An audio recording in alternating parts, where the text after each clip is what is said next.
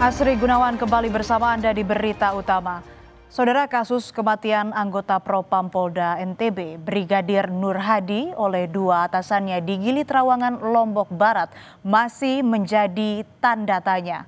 Polisi telah menetapkan 3 tersangka, 2 diantaranya merupakan atasan korban Kompol Imade Yogi Purusa Utama dan Ibda Haris Chandra, serta seorang perempuan bernama Misri.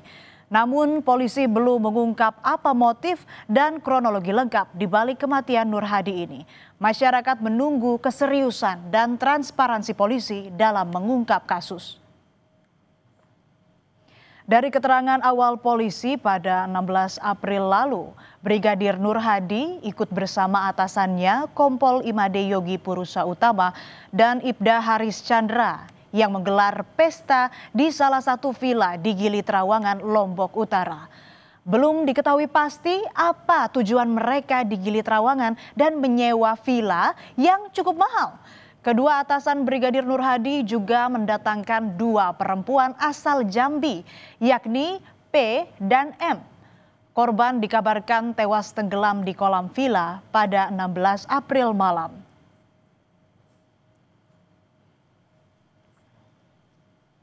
Kematian Brigadir Nur Hadi pada 16 April 2025 menyisakan banyak tanda tanya bagi keluarga.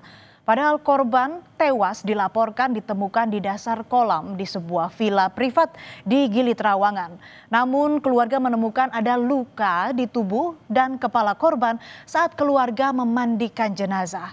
Menilai kematian Brigadir Nur Hadi tidak wajar, keluarga menuntut keadilan dan meminta polisi membongkar makam atau ekshumasi. Pak, seperti kemarin yang diungkapkan itu kan, dari dasar malam itu dia bilang kan meninggal karena tugas, tapi kenyataannya diungkap kemarin karena pesta, kada cocok. Terus yang satu hal lagi, dia bilang kan yang terdakwa 2 itu katanya yang satu punya kedudukan strategis, seolah-olah kan tidak berani muka. Itu dia bilang ngawal, cepet temui kan, ngawal temui dia bilang. Pada saat itu di sana ada kita itu curiga malam itu, makanya begitu datang malam itu saya kan dipeluk sama itu. Ada kabar Pak Anu, kabar duka dia bilang kan. Dari keterangan awal, Saudara, Brigadir Nur Hadi dinyatakan tewas karena tenggelam di kolam di sebuah villa di Gili Trawangan. Nur Hadi berenang pukul 16.40 waktu Indonesia bagian tengah dan kemudian ditemukan berada di dasar kolam pukul 17.00 WITA. Atasan korban mengaku mengangkat korban ke pinggir kolam. Pihak villa pun membantu menghubungi klinik Warna Medika pukul 21.20 WITA, di mana tim medis tiba 4 menit kemudian dan langsung memberikan pertolongan pada korban. Namun pasien tidak ada respon, Brigadir Nur Hadi pun dinyatakan meninggal pukul 22.14 WITA. Tidak ada yang hilang, rekaman tidak ada yang hilang. Jadi kami berdasarkan rekaman CCTV yang pada saat di atas pintu masuk, bahwa space waktu dari jam 20 sampai jam 21 tidak ada orang keluar masuk lagi. Tidak ada orang yang masuk dan keluar pada space waktu almarhum itu meninggal. Sampai ke detik-detik mengabarin bahwa salah satu tersangka yang ada di dalam villa itu mengabarin bahwa si almarhum sudah berada di kolam dan diangkat. Itu yang terjadi dari jam 21 lewat itu yang masuk. Itu. Kejanggalan yang dirasakan keluarga Brigadir Nur Hadi terbukti. Dari hasil otopsi polisi didapati Nur Hadi mengalami patah tulang lidah dan leher karena cekikan. Selain itu terdapat juga luka-luka pada wajah hingga kaki dan diduga tewas karena ditenggelamkan dalam kolam. Penganiayaan terhadap Brigadir Nur Hadi tergolong sadis, Saudara, karena diduga ditenggelamkan dalam kondisi masih hidup. Tak hanya perbedaan penyebab kematian yang dilaporkan, Dirtipidum Bareskrim Polri, Brigjen Juhandani Raharjo mengungkapkan, dari hasil asesmen yang dilakukan Bareskrim Polri, ditemukan beberapa kejanggalan mengenai kasus kematian Brigadir Nur Hadi. Di antaranya Brigadir Nur Hadi diduga masih hidup saat pertama kali ditemukan. Kemudian ada luka yang terjadi sebelum kematian Nur Hadi. Lalu klinik yang tidak mendokumentasikan luka korban karena diduga ada tekanan dari salah satu tersangka pada dokter sehingga dokter tidak menjalankan SOP medis. Namun anehnya, meskipun Bareskrim menyebut ada kejanggalan dalam kasus ini, Kompolnas justru menyebut penyelidikan kasus telah sesuai prosedur dan tidak ada rekayasa. Namun Kompolnas mempertanyakan belum diketahuinya motif terbunuhnya Nur Hadi serta penerapan pasal penganiayaan 351 ayat 3 dan kelalaian 359 bukan menggunakan pasal pembunuhan atau 338 KUHP serta tidak dijerat dengan pasal penyalahgunaan narkoba. Tidak ada yang namanya penahanan, ya kan? Tidak ada yang namanya PTDH, ya kan? Nah, karena yang bersangkutan ini adalah penyidik yang sudah berpengalaman, itulah mereka mencoba untuk bisa mengelabui penyidik-penyidik yang lain. Jadi kami lihat tidak ada rekayasa. Terbukti dengan adanya proses penegakan hukum yang sedang dilangkahkan oleh Dirkrimum Polda NTB, bahkan ada penahanan, kemudian ada juga PTDH dan berkas sudah dilimpahkan kepada Kejaksaan Tinggi. Dari hasil penyelidikan, polisi menetapkan 3 tersangka dalam kasus tewasnya Brigadir Nur Hadi. 2 diantaranya adalah perwira Polda NTB atasan Brigadir Nur Hadi, yakni Kompol Imade Yogi Purusa Utama dan Ibda Haris Chandra. Sementara 1 tersangka lainnya adalah perempuan bernama Misri. Melalui kuasa hukumnya, tersangka Misri menyebut kliennya berada di kamar mandi saat peristiwa tewasnya Brigadir Nur Hadi. Ia berada di kamar mandi villa sekitar 20 menit sehingga tidak mengetahui apa yang terjadi. Namun saat keluar tiba-tiba ia melihat korban sudah berada di dasar kolam dan langsung memanggil tersangka yang tidur di kamar yang berada tepat di depan kolam. Antar rentan waktu 18.20 ya sampai dengan 19.55 itu 3 kali total Ibda HC bolak-balik masuk ke Villa Teke. Ini berarti bahkan setelah video itu Villa Teke video 19.55 ada 1 kali dia datang masuk, kemudian Misri bangunkan Kompol Yogi, baru Misri masuk ke kamar mandi. Melalui kuasa hukumnya, tersangka Misri mengajukan justice kolaborator atas kasus pembunuhan ini.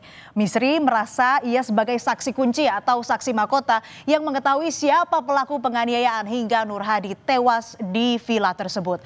Padahal sebelumnya kuasa hukum Misri menyebut kliennya tidak ada di lokasi saat Brigadir Nur Hadi tewas. Ia berada di kamar mandi selama 20 menit. Bagaimana? Apakah dia harus mengakui sesuai dengan pasal yang disangkakan atau dia menceritakan yang sebenarnya menurut versinya dia? Kalau mengikuti mengakui sesuai dengan pasal yang disangkakan, mungkin kami tidak akan mengajukan justice kolaborator ternyata. Tapi kami akan tetap mengajukan itu.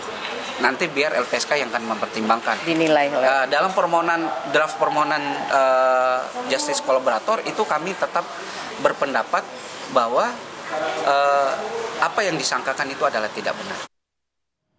Sempat tidak mengakui adanya penganiayaan yang berujung tewasnya Brigadir Nur Hadi oleh kedua atasannya, penyidik Ditreskrimum Polda NTB mendatangkan ahli poligraf dari Laboratorium Forensik Polda Bali untuk mengecek kebohongan dari tersangka menggunakan lie detector. Dari hasil poligraf, tersangka berbohong. 2 perwira Polri itu pun mendapat PTDH atau pemberhentian tidak dengan hormat. Kami juga, karena ini tidak ada pengakuan, kami datangkan, seperti saya sampaikan, datangkanlah Lapor Bali untuk kita cek kebohongan melalui lie detector, ya, yaitu ahli poligraf. Yang ini sudah diakui secara internasional, ya, diakui secara internasional, dan ahli pidana. Polisi menyebut transparan dan profesional dalam mengungkap kasus ini. Namun yang menarik, polisi menekankan tidak bisa buru-buru mengungkap kasus karena tersangka merupakan seorang mantan penyidik. Tersangka tahu bagaimana cara menghindari tuduhan dan bagaimana penyidikan bekerja.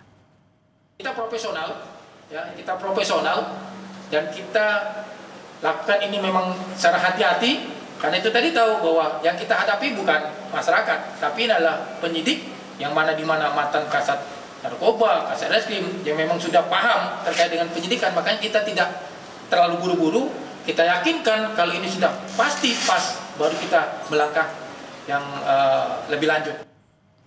Kejanggalan kasus ini diperkuat dengan dikembalikannya berkas oleh Kejaksaan Tinggi Nusa Tenggara Barat. Pengembalian ini dilakukan lantaran berkas perkara dari tim penyidik Polda NTB belum lengkap. Belum ada penjelasan tentang motif dan modus dalam berkas tersebut. Kejati juga belum melihat uraian mengenai inti permasalahan dari kasus tersebut. Bahkan jaksa menyebut belum menemukan benang merah yang menghubungkan fakta-fakta dalam berkas perkara, termasuk petunjuk untuk menentukan apakah tindakan pembunuhan itu merupakan aksi yang sudah direncanakan atau terjadi secara spontan.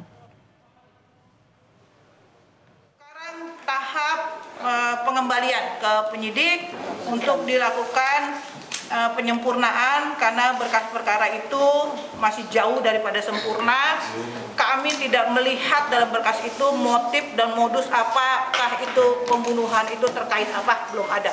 Kami juga belum melihat benangnya, uraiannya kasus ini yang menjadi permasalahan dari kasus pembunuhan itu apa. Biasanya, saudara, polisi akan menghadirkan tersangka saat mengungkap sebuah kasus menggunakan baju tahanan. Namun sampai sekarang polisi masih belum menghadirkan tersangka.